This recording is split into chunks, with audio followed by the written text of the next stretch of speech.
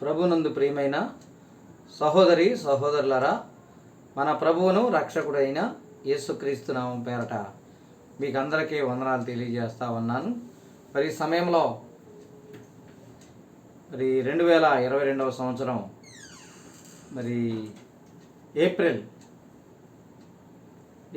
15వ తారీఖు good Friday సందర్భంగా మీతో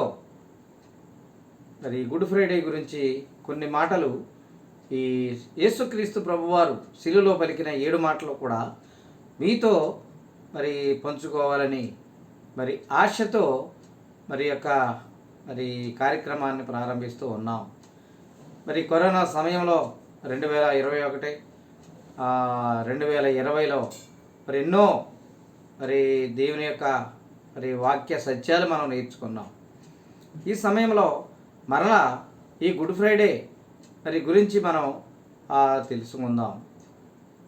దేవుని యొక్క వాక్యంలో మనం చూస్తుంటే ప్రియమైన సోదరి సోదరులారా, గుడ్ ఫ్రైడే గురించి ఆ 7 మాటలు కూడా యేసుక్రీస్తు ప్రభువారు లోకానికి వచ్చి 33.5 సంవత్సరాలు భూలోకంలో ఉండి పాపుల కొరకు మానవాళి అందరి కొరకు కూడా యేసుక్రీస్తు ప్రభువారు ఎంతో సూచక్రియలు, అద్భుతాలు, చనిపోయిన వారిని తిరిగి లేపటం, అలాగే కుష్ఠరోగులకు స్వస్థత, కుంటి వారికి కాళ్ళు, గురిటి వారికి చూపు, ఈ రీతిగా ప్రభువారు అనేక గొప్ప కార్యాలు చేసినట్లుగా మనం చూస్తాం.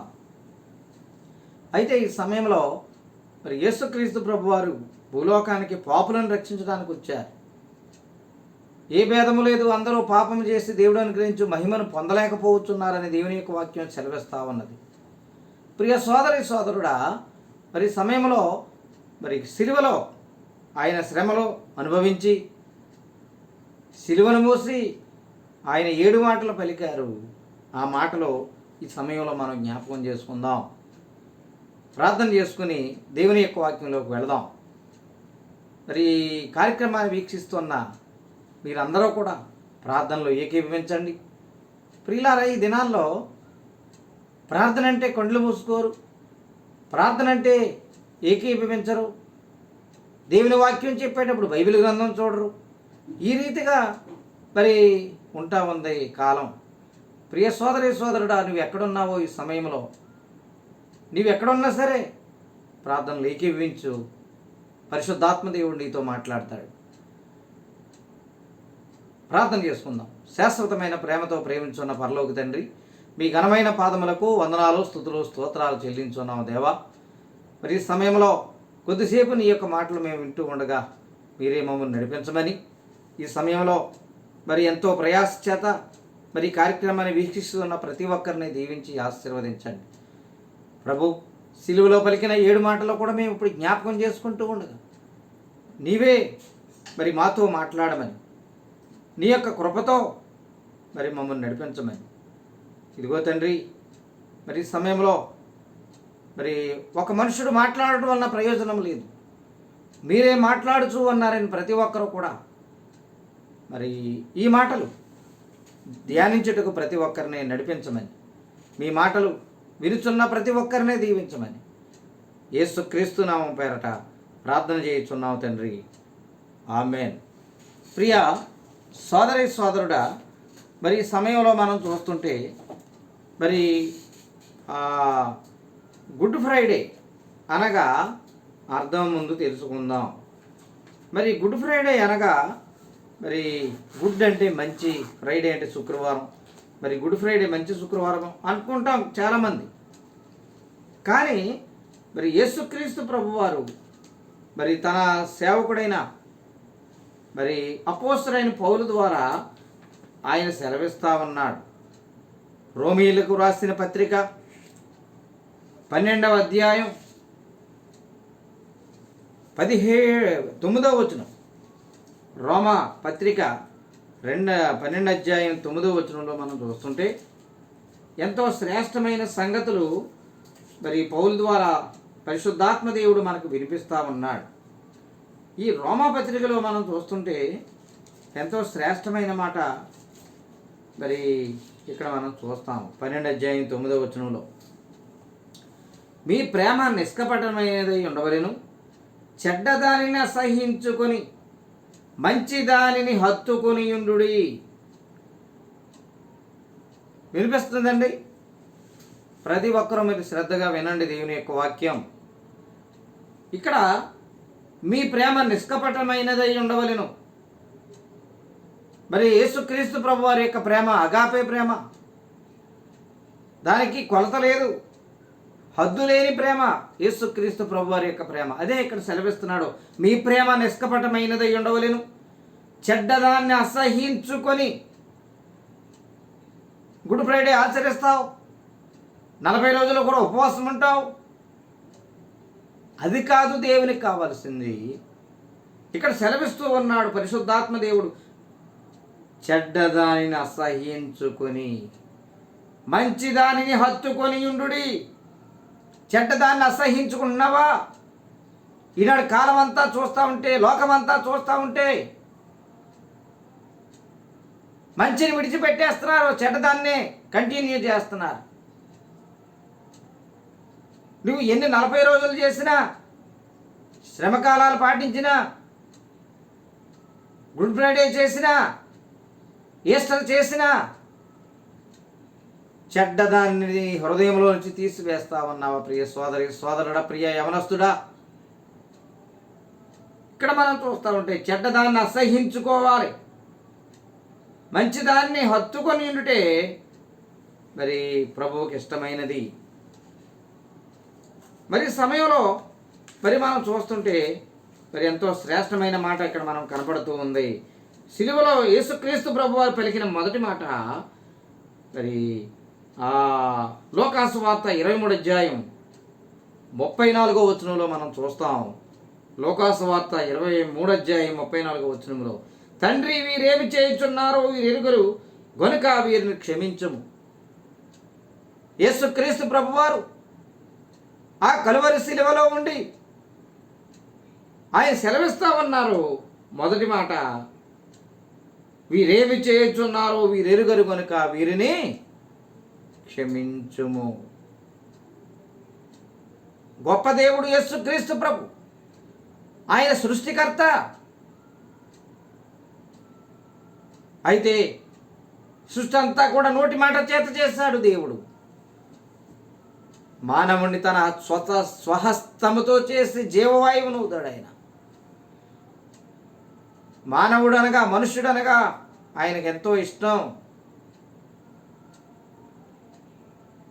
కానీ ప్రభువారు సెలవిస్తున్నారు ఇక్కడ, ఏమని సెలవిస్తున్నారు? మరి మొదటి మాట, తండ్రి వీరేమి చేయుచున్నారు వీరెరుగరు కనుక వీరిని క్షమించుము. గొప్ప క్షమాపణ, గొప్ప ప్రార్థన. ప్రియ సోదరి సోదరుడా, మరి ఇక్కడ మనం చూస్తూ ఉంటే ఆయన క్షమించమని సెలవిస్తా ఉన్నాడు. ప్రియ సోదరి సోదరుడా,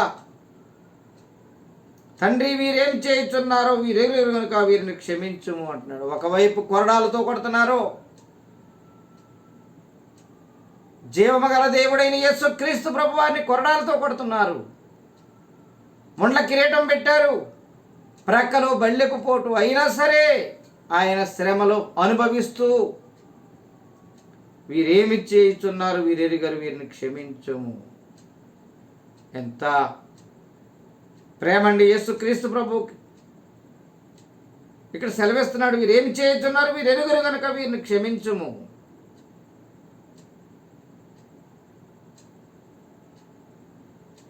మత్తయి సువార్త 5 అధ్యాయం 44వ వచనంలో చూస్తే,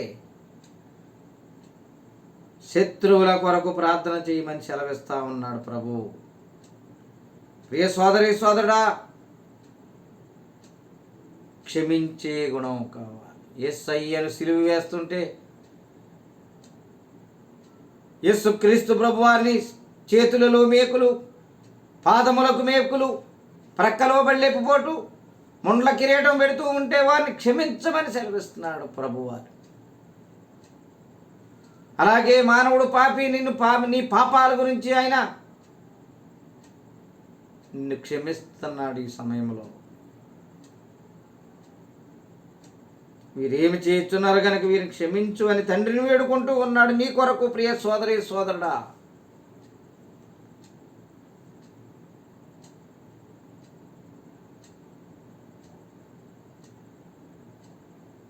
కీర్తన గ్రంథం 103వ కీర్తన 3వ వచనంలో చూస్తుంటే ఆయన నీ దోషములన్నిటినీ క్షమించువాడు. 103వ కీర్తన 3వ వచనంలో మనం చూస్తున్నాం. 103వ కీర్తన 3వ వచనంలో ఆయన నీ దోషములన్నిటినీ క్షమించువాడు. ఆయన క్షమించే దేవుడు ప్రియ సోదరి సోదరుడు.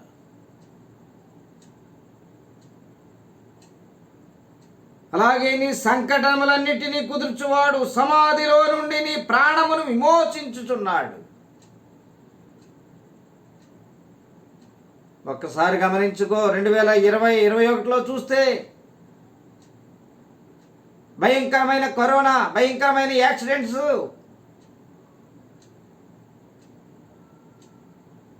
ఇక్కడ ప్రభువారు సెలవిస్తున్నాడు సమాధిలో నుండి నిన్ను విమోచించే దేవుడు, నీ దోషములన్నిటినీ క్షమించువాడు అని సెలవిస్తున్నాడు.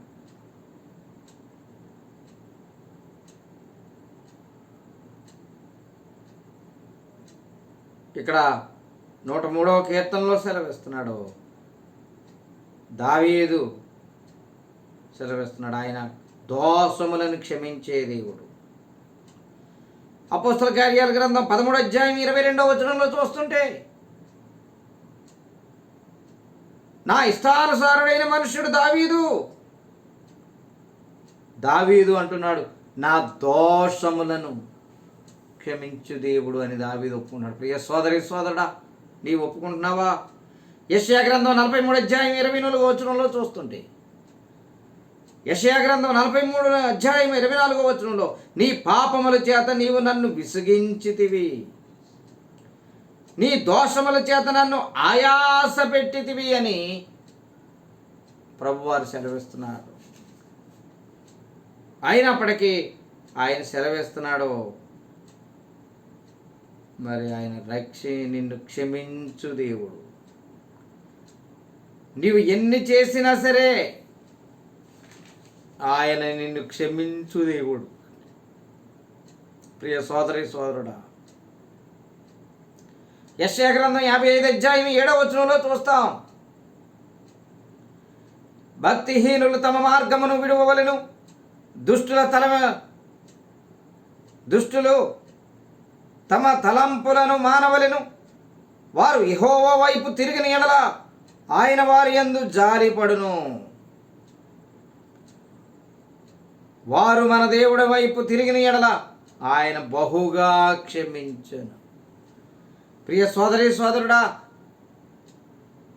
నిన్ను బహుగా క్షమించే దేవుడు. ఆయన ఈ లోకానికి వచ్చి 2022 సంవత్సరాలు అయిపోతూ ఉన్నది. ఇంకా నీ పాపాలు క్షమిస్తానే ఉన్నాడు. నీ పాపాలు క్షమించి నిన్ను పరలోక రాజ్యానికి చేర్చడానికి సిద్ధముగా ఉన్నాడు పరమప్రభు. ప్రియ సోదరి సోదరుడా, పరలోక రాజ్యానికి వెళ్ళాలి అంటే నీ పాపాలను క్షమించాడు. నీవు దేవా నేను పాపినని నీవు ఒప్పుకోవాలి. ఒప్పుకో, ఆ పరలోక రాజ్యానికి నేను చేరుస్తాడు. రెండవ మాట చూడండి, లోకాసు వార్త 23వ అధ్యాయం 43వ వచనంలో చూస్తాం. నేడు నీవు నాతో కూడా పరదైసులో ఉందువు. ఎంత చక్కని మాట అండి. సిలువలో దొంగతూ అంటా ఉన్నాడు ఆయన. నేడు నీవు నాతో కూడా పరదైసు. గొప్ప ఆదరణ, గొప్ప నిరీక్షణ. ప్రియ సోదరి సోదరుడా, గొప్ప ఆదరణ, గొప్ప నిరీక్షణ ఇక్కడ కనపడుతూ ఉన్నది. మరి నీవు గమనిస్తున్నావా? నేడు నీవు నాతో కూడా పరదైసులో ఉండటానికి ఇష్టపడుతున్నావా ప్రియ సోదరి సోదరుడా?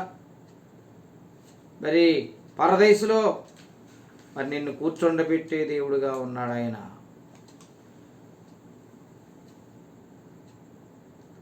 లోకాసు వార్త 16వ అధ్యాయం 22వ వచనంలో మనం చూస్తూ ఉంటే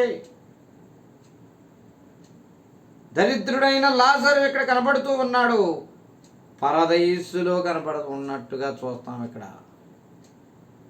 ప్రియ సోదరి సోదరుడా, పరదైసులో ఉండడానికి ఇష్టపడుచు ఉన్నావా?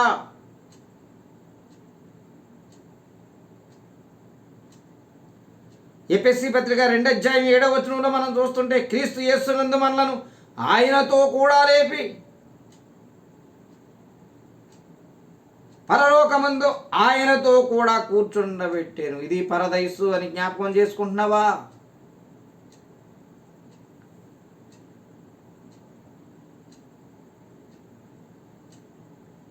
పరదైసు అనగా పరమానంద నివాసము. పరమానంద నివాసములో ఉండటానికి ఇష్టపడుతున్నావా ప్రియ సోదరి సోదరుడా?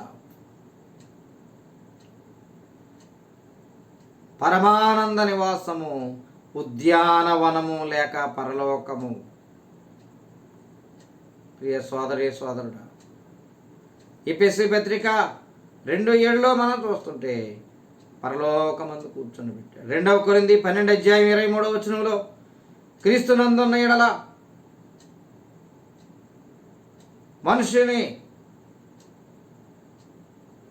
క్రీస్తునందున్న యొక్క మనుషుని నేను ఎరుగుదును. 2 కొరింథీ 12:23 చూస్తాం. 2 కొరింథీ 12:2 3 చూస్తే, క్రీస్తునందున్న యొక్క మనుషుని నేను ఎరుగుదును, అతడు 14వ సంవత్సరమున క్రిందట 3వ ఆకాశమున కొనిపోబడెను. పరదైస్ ఎక్కడుందంటే 3వ ఆకాశములో ఉన్నది. అక్కడ ఏ విమానము వెళ్ళదో, అక్కడికి ఎవరో చేరలేరు. ఎవరైతే యేసయ్యను నమ్ముకుంటారో వారు ఆ పరమానంద నివాసంలో ఉంటారు. పరదేశంలో ప్రియ సోదరి సోదరుడు, నిత్య నరకానికైనా వెళ్ళిపోతానికి సిద్ధపడుతున్నావు, కానీ ఆ పరదేశంలో ఉండటానికి ఇష్టపడుతున్నావా? ఆయన ఇన్ని శ్రమలు పడి నీ కొరకు రక్తం చిందించారు, శ్రమలు అనుభవించారు నిన్ను పరదైసునకు పంపడానికి. నీకు నువ్వే పరదైసులోకి వెళ్ళటానికి సిద్ధపడలేకపోతున్నావు. 3వ ఆకాశమునకు కొనిపోబడెను, అతడు శరీరముతో కొనిపోబడెను నేను ఎరగను.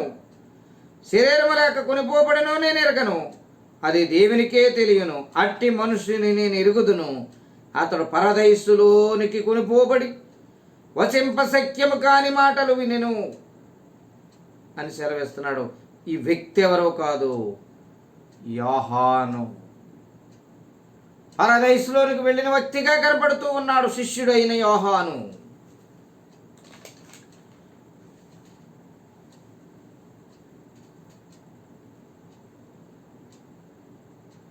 ఇంకా పరదేశు గురించి ఒక మాట ఉన్నది, చూద్దాం. ప్రకటన గ్రంథం 2:7 ఈ మాటలు ఎంతో శ్రేష్టమైనవి ప్రియ సోదరి సోదరుడా, మరి గ్రహించు. ప్రకటన గ్రంథం 2:7 చూస్తుంటే, జయించువానికి దేవుని పరదైసులో ఉన్న జీవవృక్ష ఫలమును భుజింపనిత్తును. ఇక్కడ ఏమంటున్నాడు ఆయన? యేసుక్రీస్తు ప్రభువారు జయించువానికి దేవుని పరదైసులో, దేవుని పరదైసు నువ్వు జయించాలి. భూలోకంలో ఉండగానే శరీర క్రియలను జయిస్తున్నావా?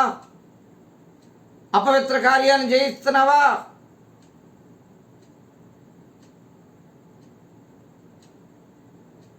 అపవిత్రతను విడిచిపెట్టాలి.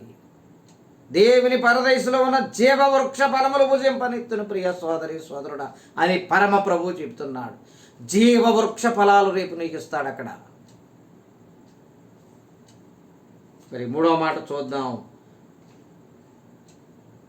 యోహాను సువార్త 19:26-27 చూస్తూ ఉంటే, ఇదిగో నీ తల్లి, ఇదిగో నీ కుమారుడు. మరి ఆ తల్లికి ఆ కుమారుణ్ణి అప్పగిస్తా ఉన్నాడు పరమ ప్రభువు. ఆ తల్లికి కుమారుణ్ణి అప్పగిస్తా ఉన్నాడు. ప్రియ సోదరి సోదరుడా, ఇదిగో నీ కుమారుడు అని యోహాన్ని గొప్ప బాధ్యత, గొప్ప ఆప్యాయత యోహాను సువార్త 19, 26, 27 వచనాల్లో మనం చూస్తుంది. ఇదిగో నీ తల్లి, ఇదిగో నీ కుమారుడు.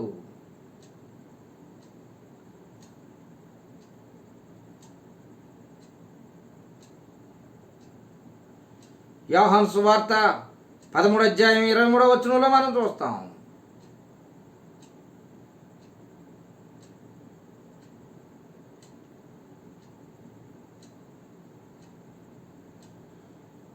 ఇదిగో నీ కుమారుడు, ఆయన శిష్యులలో యేసు ప్రేమించిన యొక్కడు.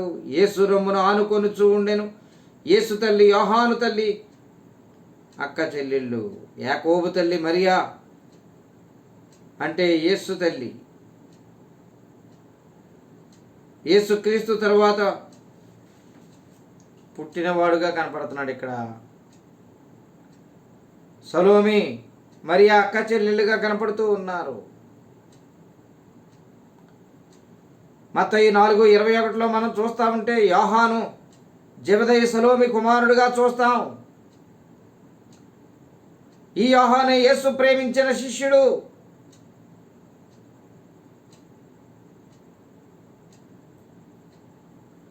ఇదిగో నీ కుమారుడు,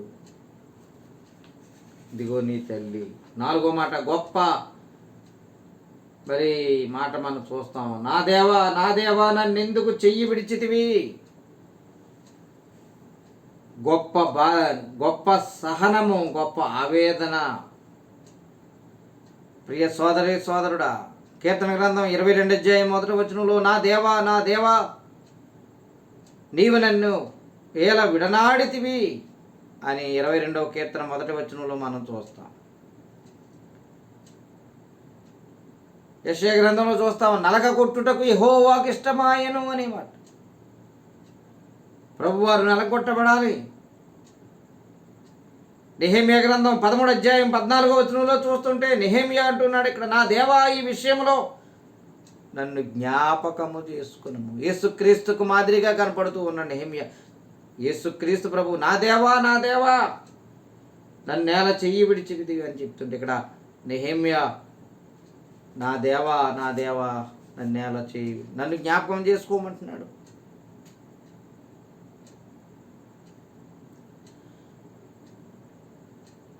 యోహాను సువార్త 3 అధ్యాయం 25వ వచనంలో తండ్రి కుమారుని ప్రేమించుచున్నాడు కనుక ఆయన చేతికి సమస్తం అప్పగించి ఉన్నాడు.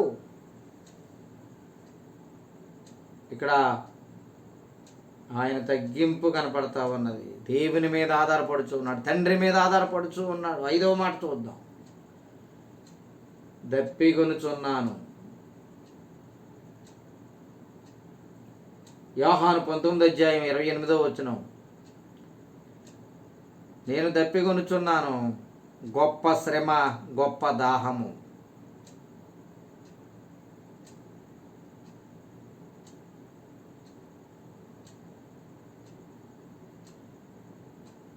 ఇక్కడ మనం చూస్తూ ఉంటారు. తర్వాత సమస్తమును అప్పటికి సమాప్తమైనదని యేసు ఎరిగి లేఖనము నెరవేరినట్లు నేను దప్పికొనుచున్నాను. ప్రియ సోదరి సోదరుడా, సృష్టికర్తకి దాహం ఏంటి? శరీర దాహం కాదు, ఇది ఆత్మీయ దాహం. కీర్తన గ్రంథం 69:21 చూస్తాం. కీర్తన గ్రంథం 69:21 వారు చేదును నాకు ఆహారముగా త్రాగనిచ్చేది,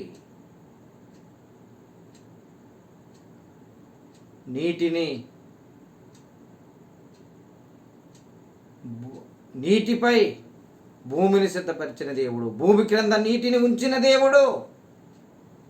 ఆయన నోటి మాటతో కలిగింది నీరు ఏర్పాటయింది. ఆయన నీళ్లు కావాలి అంటే చాలు వచ్చేస్తాయి. కానీ ఆయన శక్తి మీద ఆధారపడలేదు. ఆయన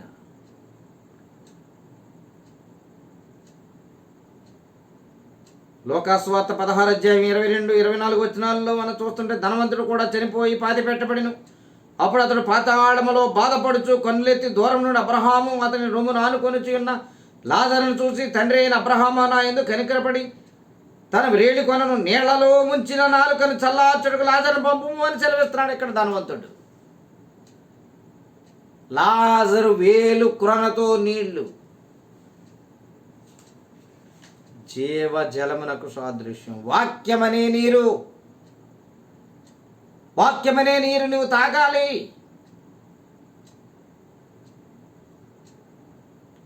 యోహాను సువార్త 4:13-14 వచనాల్లో మనం చూస్తుంటాం. అందుకు యేసు, ఈ నీళ్లు త్రాగు ప్రతివాడు మరలా దప్పికొనను, నేనిచ్చి నీళ్లు త్రాగు ప్రతివాడును దప్పికొనడు. సమర స్త్రీ దగ్గరికి వెళ్ళాడు, ఆ నూతి దగ్గరికి వెళ్ళాడు. యేసు క్రీస్తు ప్రభు ఎండవేళ. ఈనాడు సువార్త పని చెయ్యాలి అంటే ఎండ కుదరదు. ఎండలో నిలబడి పత్రికలు పంచలేవు, ఎండలో నిలబడి సువార్త చేయలేవు. కానీ యేసు క్రీస్తు ప్రభు ఎండలోకి వెళ్ళాడు. ఈ నీళ్లు త్రాగువాడు మరలా దప్పుకుంటాడు, కానీ నేనిచ్చి నీళ్లు నిత్య జీవమునకే వానిలో ఊరడి నీటి బొగ్గగా ఉండునని యేసుక్రీస్తు ప్రభు చెప్తున్నాడు. జీవజలం నీళ్ళు ఇస్తున్నాడు ఆయన.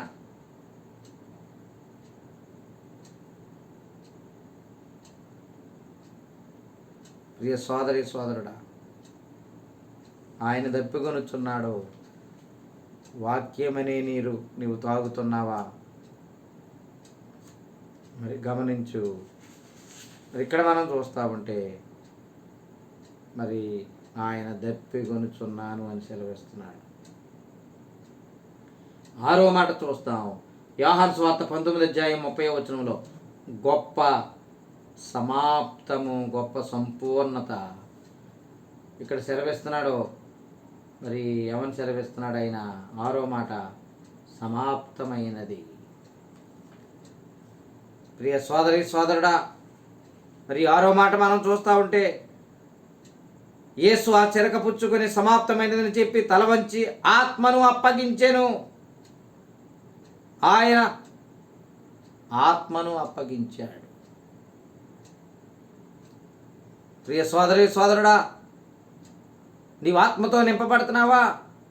ఆయన ఆత్మను నీకు ఇచ్చాడు, ప్రతి మానవునికి ఇచ్చాడు. ఆయన ఆత్మను అప్పగించాడు నీ కొరకు. ఎంత గొప్ప మరి మాట ఇక్కడ మనం చూస్తాం.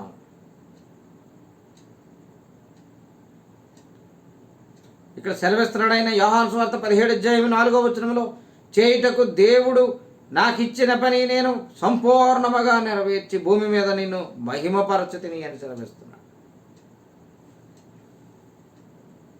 ఆయన సమాప్తమైనది నెరవేర్చిన దేవుడండి. 7వ మాట లూకా 23:46 మనం చూస్తూ ఉంటే, తండ్రి నీ చేతికి నా ఆత్మను అప్పగించుకొనుచున్నాను.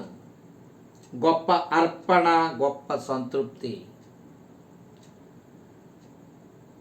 తండ్రి నీ చేతికి నా ఆత్మను అప్పగించుకొనుచున్నాను. ఆయన ఆత్మను అప్పగించి, ప్రియ సోదరి సోదరుడా, ఆయన ఆ పరలోక రాజ్యానికి మరి నిన్ను చేర్చడానికి ఆత్మను అప్పగించాడు. మరి చివరి మాట మనం చూస్తూ ఉంటే ఈ మాట మత్తయి సువార్త 27:46 రాశాడు, 23:46 రాశాడు. లూకా సువార్త యోహాను 19:30 రాశాడు. 3 భక్తుల చేత రాశాడు ఈ మాట. శిలువలో పలికిన 7వ మాట 3 భక్తుల ద్వారా వ్రాయబడింది. ఇంకా కీర్తన గ్రంథం 31:5 చూస్తాం. ప్రియులారా, నా ఆత్మను నీ చేతికి అప్పగించెను అని కీర్తనలో కూడా వ్రాయబడింది మాట. నీ కొరకు ఆయన ఆత్మను అప్పగించాడు, నీ కొరకు ఆయన జీవితాన్ని వెలపెట్టాడు, నీ కొరకు ఆయన రక్తాన్ని చిందించాడు, నీ కొరకు ఆయన సిలువను మోస్తూ ఉన్నాడు, నీ కొరకు తన ప్రాణాన్ని బలిగా చేసిన గొప్ప దేవుడు.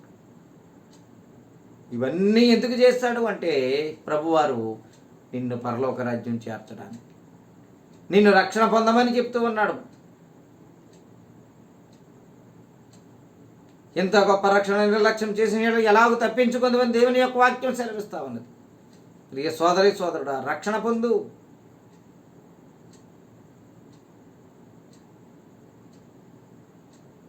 నమ్మి బాప్తిసం పొందినవాడు రక్షించబడును, నమ్మని వానికి శిక్ష విధించబడినని ప్రభువారు సెలవిస్తాడు.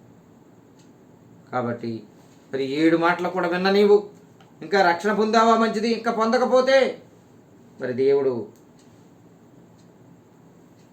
ఇంకొకసారి రెండోసారి నీకు రక్షణ ఇచ్చే దేవుడు కాదు. ఇది మిక్కిలి అనుకూల సమయం. ఇలాగ 7 మాటలు కూడా మనం చూసాము. మరి సిలువలో జరిగిన అద్భుతాలు కొన్ని ఉన్నవి. మరి 7 అద్భుతాలు జరిగినవి. ఆ 7 చెప్పి ముగిస్తాను. 1, దేశమంతటా చీకటి కమ్మింది ప్రభువారు సిలువలో మరణించినప్పుడు. 2వదిగా దేవాలయపు తెర అడ్డగా నిలిచింది. మత్తయి సువార్త 27 అధ్యాయం 45వ వచనములో చీకటి కమ్మింది దేశమంతటా. అలాగే 51వ వచనంలో మత్తయి సువార్త 27:51లో దేవాలయపు తెర 2గా చినిగెను. 3వదిగా 51వ వచనంలో భూమి వణికెను. 4వదిగా బండలు బ్రద్దలాయెను. 5వదిగా సమాధులు తెరవబడెను. 52వ వచనం. మరలా 52వ వచనం నిద్రించిన పరిశుద్ధులు శరీరములు లేచెను. 6వదిగా 7వదిగా 53వ వచనం. మరి అనేకులు అగపడిది అనే మాట చూస్తాం. కాబట్టి ప్రియులారా, మరి నీవు గమనిస్తున్నావా ఈ మాటలు? మరి వింటు వలన విశ్వాసము కలుగును. యేసుక్రీస్తు నిన్ను పరలోక రాజ్యానికి చేర్చుతాడు. ఆయన శిలువలో ఈ గుడ్ ఫ్రైడే రోజున మరణించారు, కానీ 3వ రోజున మృత్యుంజయుడై తిరిగి లేచిన దేవుడు. అలాగే ఎవరైతే యేసుక్రీస్తు ప్రభువుని నమ్ముతారో చనిపోయినా తిరిగి లేపి ఆ పరలోక రాజ్యంలో ఉంచే దేవుడుగా ఉన్నాడు. యేసుక్రీస్తుని నమ్మండి, పరలోక రాజ్యాన్ని మరి స్వీకరించండి. దేవుడి మాటలు మన కొరకు దీవించునుగాక. ప్రార్థన చేసుకుందాం. ప్రార్థనలో ఏకీభవించండి. మరి దేవుడు మీకు సహాయం చేస్తాడు. శాశ్వతమైన ప్రేమతో ప్రేమించున్న పరలోక తండ్రి, ఇంతవరకు సిలువలో పలికిన 7 మాటలు కూడా మరి బిడ్డలు విన్నారు. విన్న ప్రతి ఒక్కరిని దీవించి ఆశీర్వదించమని. ఇదిగో ప్రభు, మరి నీవు పాపుల కొరకు భూలోకానికి వచ్చిన దేవుడు, పాపులను రక్షించిన దేవుడు, మరి రక్షణ మార్గం సిద్ధపరిచిన దేవుడు. ఆ రక్షణ మార్గంలో ప్రతి వ్యక్తి కూడా నడిచి ఆ పరలోక రాజ్యం చేర్చడానికి నీవు మార్గం ఎప్పుడో సిద్ధపరిచావు. 2022 సంవత్సరాల క్రితమే. ఇదిగో ప్రభు, ప్రతి ఒక్కరు అంతటా అందరూ మారు మనసు పొందాలని నీ కోరిక. మరి ఇకనైనా నీ పరలోక రాజ్యంలో చేరేవారిగా ఉండటానికి ప్రతి ఆత్మను నడిపించమని, ఇంతవరకు మీ మాటలు విన్న ప్రతి ఒక్కరిని దీవించమని యేసుక్రీస్తు నామం పేరట ప్రార్థన చేయుచున్నాం తండ్రి.